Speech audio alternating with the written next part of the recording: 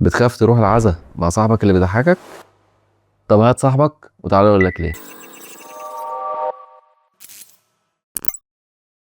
بص، هو الضحك في العزا مش قلة احترام ولا هزار في وقت مش مناسب. ده في العادة بيبقى رد فعل من دماغك أول ما التوتر بيعلى. حضرتك جاي تعزى ولا جاي تهرج؟ انا جاي اهرج. اتأدب. الضحك في اللحظة الغلط بيبدأ أول ما الجهاز العصبي يحس إنك تحت ضغط، بس بدل ما يجهزك تهرب أو تواجه بيحاول يخفف التوتر بأي طريقة، وأوقات الطريقة دي بتطلع ضحك. عارف لما تقعد جنب صاحبك في العزا وأول ما يسمع كحة يبتدي يتهز من الضحك؟ ده مش هزار، ده الضغط وصل 100% والمخ رمى ضحك غصب عنه. الضحك هنا بيضحك عليك انت، لانه بيطلب من المخ يفرز دوبامين، وده بيهدي احساس الخطر ثانيه واحده بس.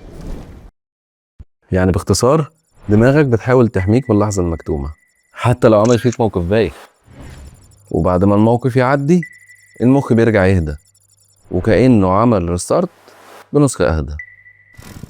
فالمره الجايه لو لقيت نفسك هتضحك في العزا ما تقلقش، ده مخك بس بيقول لك اهدى، هتعدي. بس لو ما عرفتش تبطل ضحك قوم من جنب صاحبك. ملحقناش نعدي.